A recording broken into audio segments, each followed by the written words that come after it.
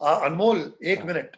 हाँ, प्रवीण पाजी ने तो अपनी बात कर दी, लेकिन मैं आपको बताना चाहता हूँ कि भीम का जो किरदार था, हाँ, वो चोपड़ा साहब ने जब मैं उनसे जब मिला, हाँ, तो मुझे देखते ही कि भैया ये 6 फुट 3 इंच लंबा और हाँ, तगड़ा एक शख्स आया है, हाँ, ये बच्चा, तो ठीक मुझे देखता कहा कि भाई डेफिनेट पुनीत, तुम भीम के लिए फिक्स हो हाँ, और बिल्कुल फिट हो, और हम तुम्हें भीम के लिए चूज करते हैं। अच्छा, तो मैं वहां पे, राही साहब थे, पंडित नरेंद्र शर्मा जी थे। अब मैं थोड़ा डरा, बिकॉज हम तो स्ट्रगलर थे, काम था नहीं। तो मैंने कहा कि मैं माफी चाहूंगा सर, लेकिन मैं यहाँ पे आपके यहाँ पे दुर्योधन के पात्र के लिए ऑडिशन करने आया हूँ। तो चोपड़ा साहब ने मुझे देखा, कहा कि अरे भाई कमाल है, हम तुम्हें भीम का किरदार दे रहे हैं, तुम्हें हीरो बना रहे हैं, और तुम भीम नहीं करना चाहते। तो मैंने कहा नहीं जी, मैं क्षमा चाहता हूँ, I have read the Mahabharata, और मैं जो है वो इतने अच्छे तरीके से मैंने पढ़ा है, तो मेरे हिसाब से दुर्योधन एक ऐसा पात्र है जो बहुत ही इंपॉर्टेंट है, और उसमें मुझे, अगर मैं वो पात्र के लिए सिलेक्ट होता हूं, तो मुझे एज एन एक्टर अपने आप को एस्टैब्लिश करने का बहुत अच्छा मौका मिलेगा। हम्म, तो उन्होंने कहा कि बट तुम क्यों दुर्योधन? तो मैंने कहा कि सर, मैंने जयद्रथ वध, जो मैथिली शरण गुप्त जी का महाकाव्य है, उसे मैंने कंठस्थ याद किया हुआ था।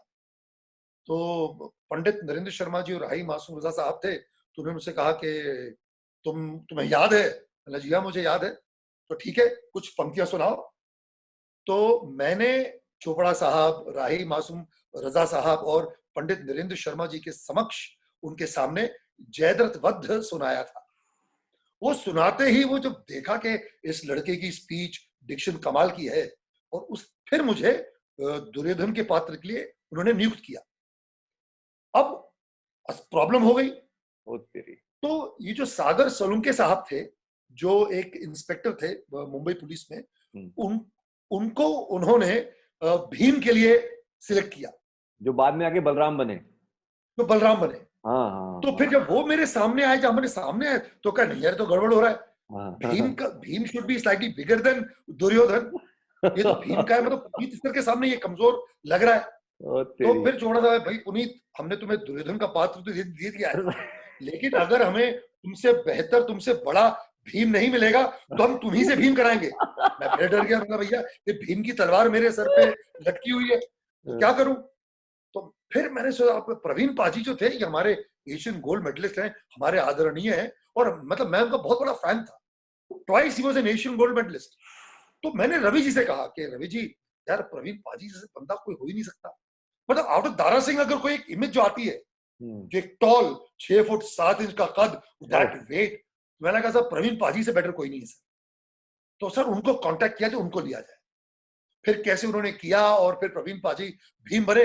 मैंने शुक्र मनाया, और मेरे अंदर ना सर की जो भीम की जो तलवार जो लटकी हुई थी, वो उतरी। वाह, सुपर। मुकेश जी। खन्ना जी हमारे साथ में है। And if I Mukesh ji, आपको पहला जो रोल ऑफर हुआ था इसमें, आपको पहला रोल कौन सा ऑफर हुआ था?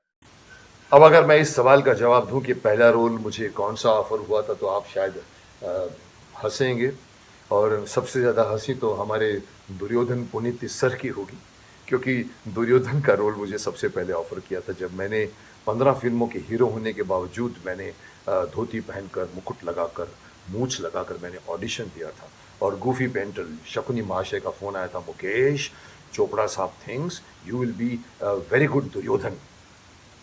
मैंने कहा गूफी, मेरे अंदर से विलन नहीं निकलता। मैं अर्जुन या कर्ण करना चाहता था, लेकिन मेरे सामने ही फिरोज अर्जुन का रोल लेकर उड़ गया। उधर से पंकज धीर की एंट्री हुई, वो भी कर्ण का रोल लेकर उड़ गया। दोनों को मैं जानता था।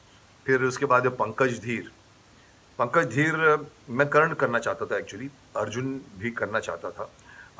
पंकज धीर मुझे उस ज़माने से जानता है जब मेरी पहली फिल्म खूनी शुरू हुई थी नरेंद्र बेदी के डायरेक्शन में, और वो असिस्ट किया करते थे वहाँ पर। तो he used to be my in front of me as an assistant director. तो उसको रोल मिला, मैंने कहा ये रोल भी गया, और अल्टीमेटली मैंने द्रोणाचार्य के लिए हाँ की, बट अब डेस्टिनी में कुछ और लिखा था। मुझे याद है जब हम लोग राजा भरत के सीक्वेंस में, जहाँ पर राज बब्बर के साथ शूटिंग हुई थी, हमने फोटो सेशन किया एक सीढ़ियों पर खड़े होकर ऐसे, और साथ में मेरे राज बब्बर खड़े हुए थे। एंड ही सेड, सर जी आप क्या कर रहे हैं? अब पता नहीं मेरे मुंह से क्यों निकला, मैंने कहा राज मैं अभी तक तो द्रोणाचार्य हूँ. I don't know why. Now this is what destiny is all about.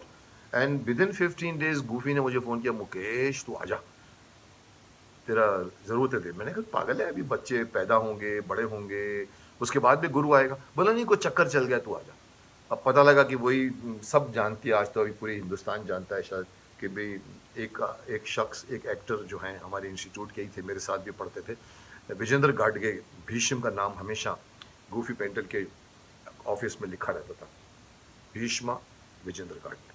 But Vijendra Gadge जी को शायद लगा कि ओल्ड मैन है, दाढ़ी व्हाइटनर करना पड़ेगा, शायद वो नहीं आए मुहूर्त में. और चोपड़ा साहब ने कहा मुकेश को बुलाओ, मुकेश को बुलाओ. मैं विंग्स में इंतजार कर रहा था शायद, और फटाक से मेरी दाढ़ी बनी, मेरे कपड़े बने, और rest is history. And then I became the Devvrat and Devvrat Bhishma.